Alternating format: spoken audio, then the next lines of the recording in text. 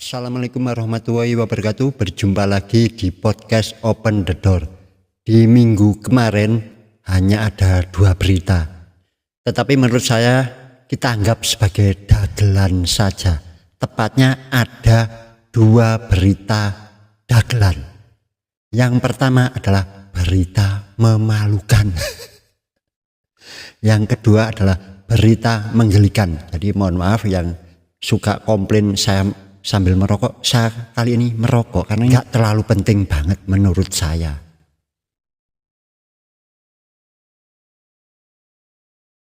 Namanya podcast santai ya, terserah lah mau ngopi mau merokok. Yang tidak setuju merokok ya Anda tidak perlu nonton channel ini, gitu aja loh, kok repot. Apakah merokok tidak sopan?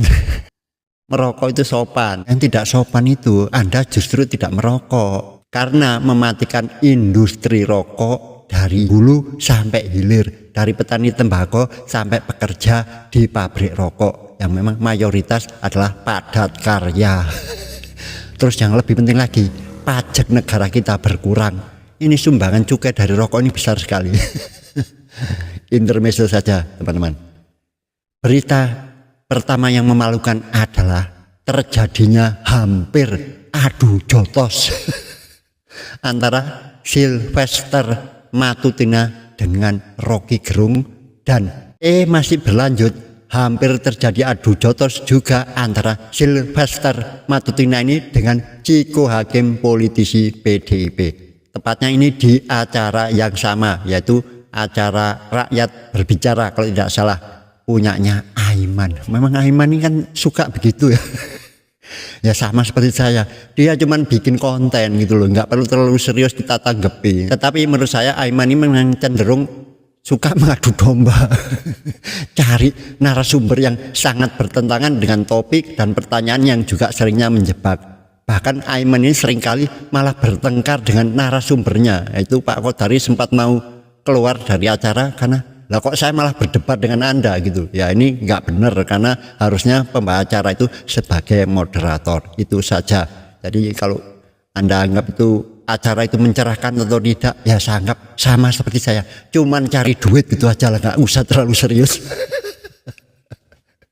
Akhirnya ya rame acaranya Aiman. Jadi yang pertama, saya tidak akan membela keduanya, saya akan mencoba memposisikan di tempat yang netral. Jadi saya tunjukkan bahwa saya itu tidak membela siapapun. Kalau memang salah ya saya katakan salah. Jadi menurut saya ketiga orang ini sama-sama salah. Yang pertama, Rocky Gerung menurut saya juga terlalu kebangetan. Jadi kalau dia bilang di channelnya itu, dia menjelaskan dalam perdebatan itu kita bebas melakukan apa saja, memaki atau apapun, yang penting tidak menyentuh fisik. Ya menurut saya nggak tepat juga. Kalau sampai memaki terus menyerang pribadi, yaitu bikin orang marah, saya rasa juga wajar saja, karena apa yang disampaikan Bung Rocky Gerung itu menurut saya menyerang pribadi, meskipun ada orang yang bilang itu bukan. Dia menyebut, arahnya pasti menunjuk ke Sylvester, bahwa itu adalah para penjilat. Terus ditambah lagi bodoh. Jadi saya tahu Rocky Gerung itu orang paling cerdas ya mungkin di Indonesia, tetapi apapun itu jangan menganggap orang lain lebih rendah terus dikatakan secara vulgar Anda bodoh. Teman saya yang membuat tersinggung si Matutina ini. Ya Matutina akhirnya mendekat dan juga bilang goblok, kata kasar katanya. Ya menurut saya lebih baik itu terjadi baku hantam beneran aja. Biar lebih clear masalahnya.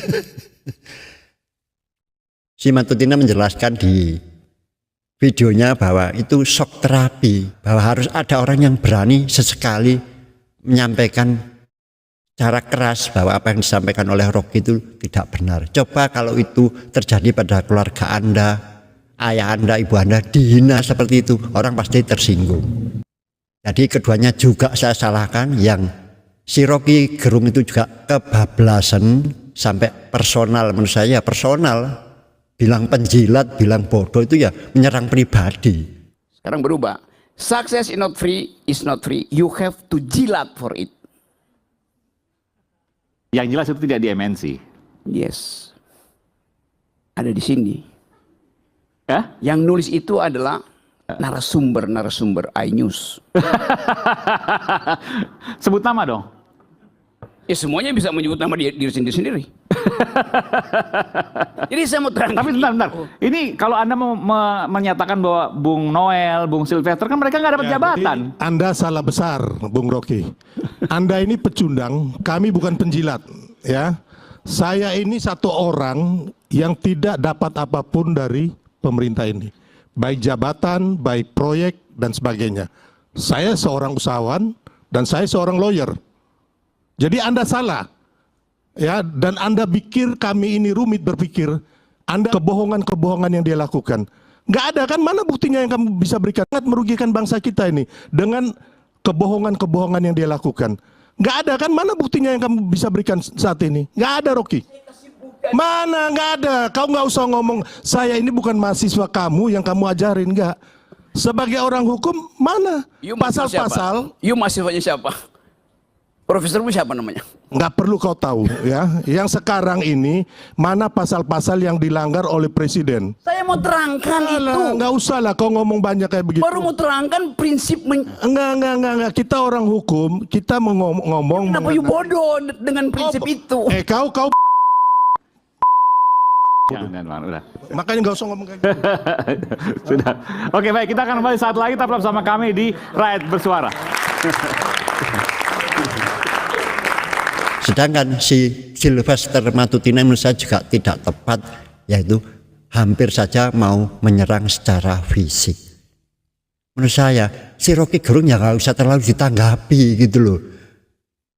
Tetapi memang kalau kata-katanya sudah menjurus ke personal, mungkin memang orang saya sendiri pun bisa emosi. Tetapi tetap saja kita harus mengedepankan otak, ya, jangan adu otot. Itu namanya kita sedang berdebat. Jadi saya salahkan itu kalau soal ini Matutina sampai hampir memukul itu, apalagi sampai benar-benar terjadi dipukul, pasti akan kena pidana. Tetapi saya juga setuju pembelanya bahwa jangan kita menghina serendah-rendahnya orang lain, apalagi di depan umum. Saya tidak sependapat dengan Rocky bahwa perdebatan itu boleh menggunakan semua kata-kata, bagaimanapun kita ini adalah orang timur. Itu mungkin yang Rocky harus tahu, jangan disamakan dengan di barat. Ya kalau kita sudah terlibat dalam debat, tidak ada sopan santun lagi kan. Satu-satunya ketidaksopanan adalah menyentuh tubuh lawan debat. Itu yang disebut ketidaksopanan, dan itu bisa kriminal sebetulnya kan. Kan ada semacam etika bahwa Anda boleh caci maki suka-sukamu, Anda boleh pakai apapun, satire, argumen, kemampuan retorika, kemampuan debat.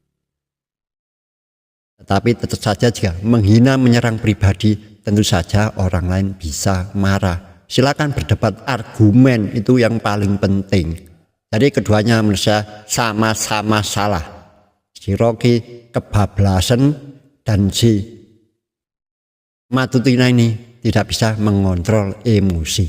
Di belakang layar saat jeda iklan ternyata si Ciko Hakim juga mau, sudah ini kalau ini sudah hampir adu jotos kalau tidak ditahan oleh kru dari Aiman.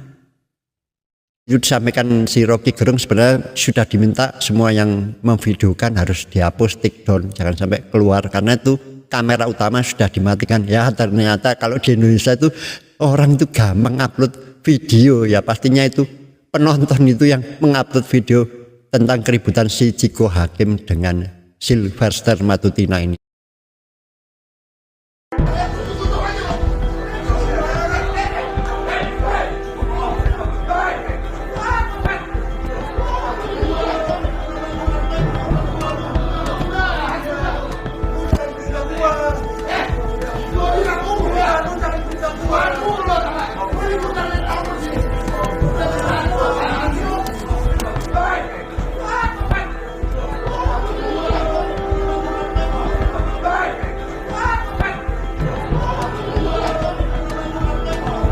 Yang mengklarifikasi malah Mas Ciko, katanya masalah sudah clear, kita bisa melanjutkan sampai segmen akhir.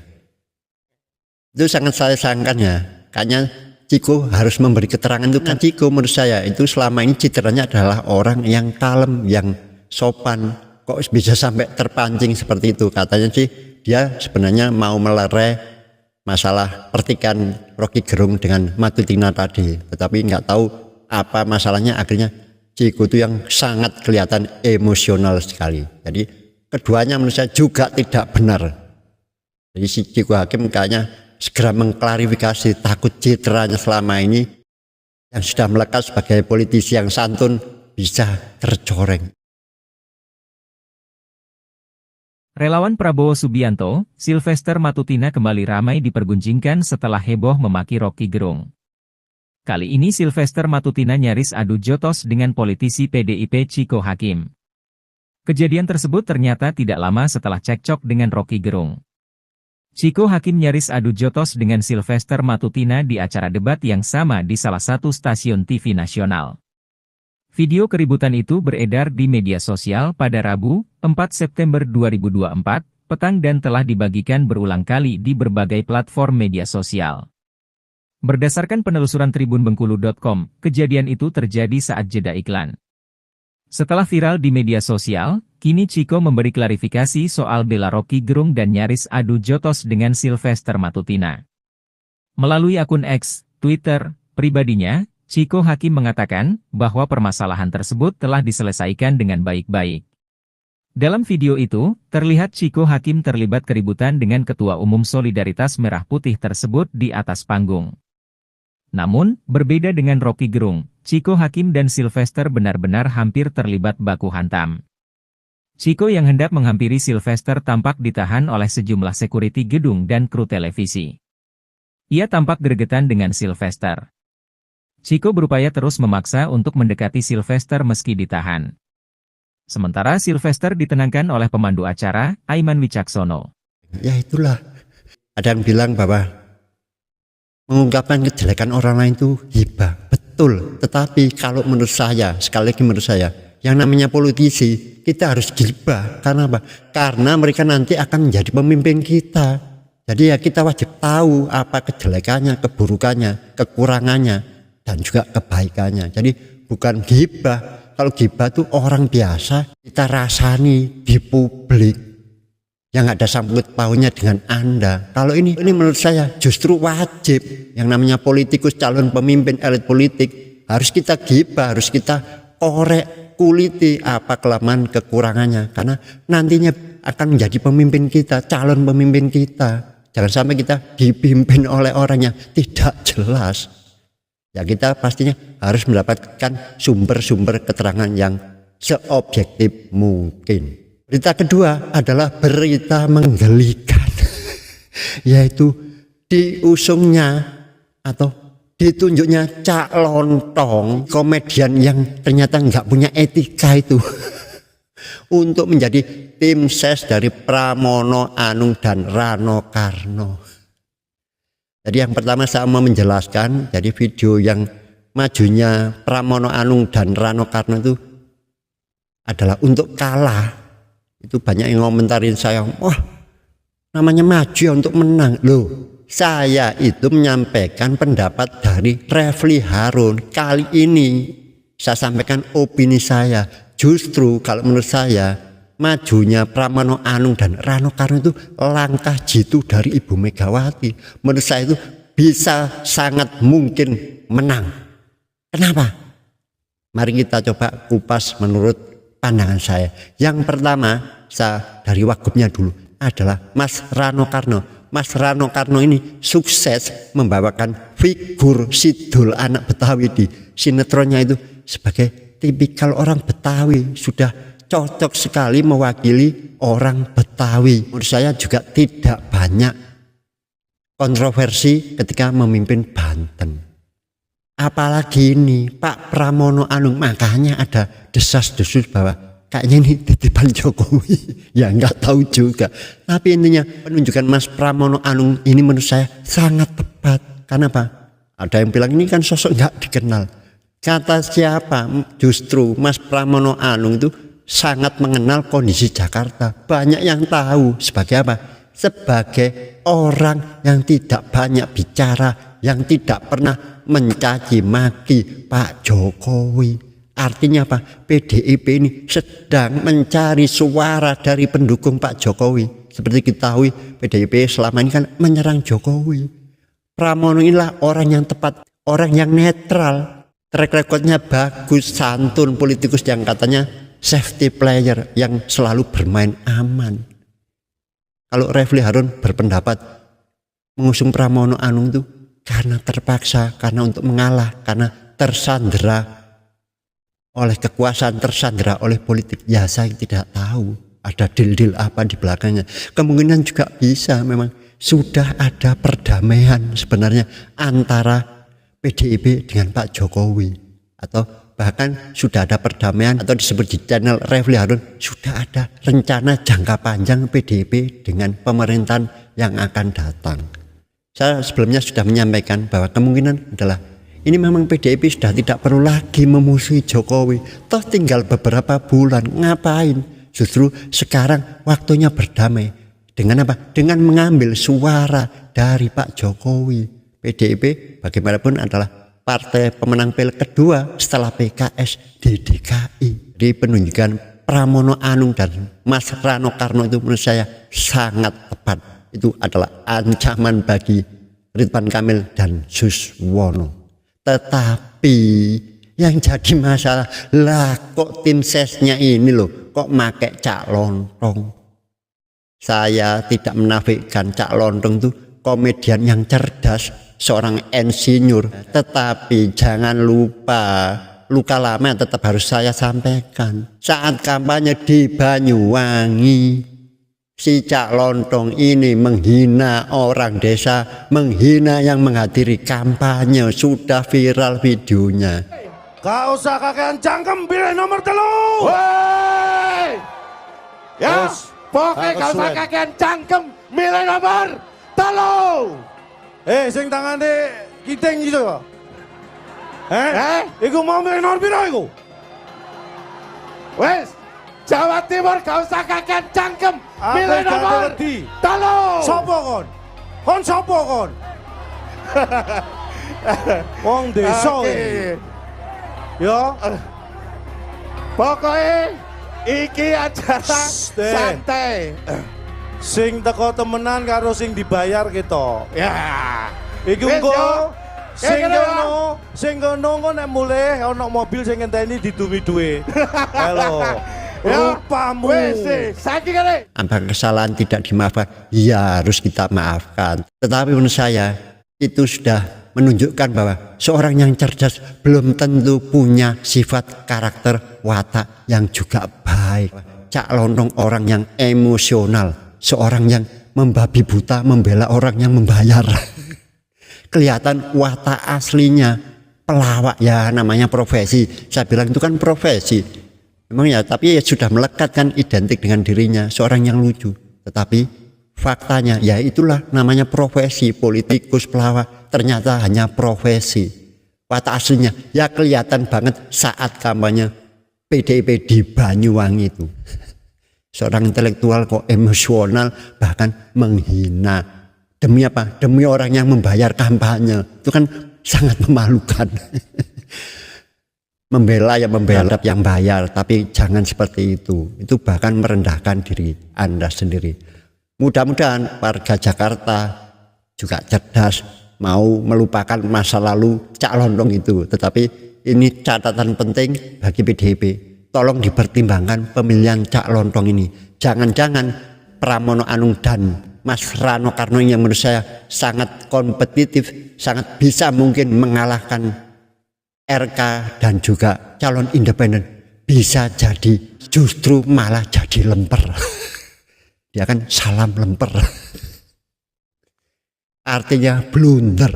Dan yang lebih penting lagi ini, jangan sampai kelemahan itu digunakan lawan untuk menyerang Anda. Tim ses lain akan menyerang dan banyak booster nanti akan menunjukkan video saat Cak Lontong marah-marah di Banyuwangi. Menurut saya pilkada di DKI ini sangat krusial. Karena apa? Karena ini saya tunjukkan bahwa saya itu objektif. Kemungkinan besar penentu kemenangan justru adalah Anies Baswedan. Loh, kok bisa? Sangat bisa, karena suara Anies Baswedan itu secara survei termasuk tinggi, hampir 45%. Minggu kemarin sudah ada desas-desus isu bahwa para pendukung Anies Baswedan akan golput atau mencoblos ketiga-tiganya. Sejak Anies Baswedan gagal mencalonkan gubernur di Pilkada Jakarta 2024, kini muncul gerakan di media sosial.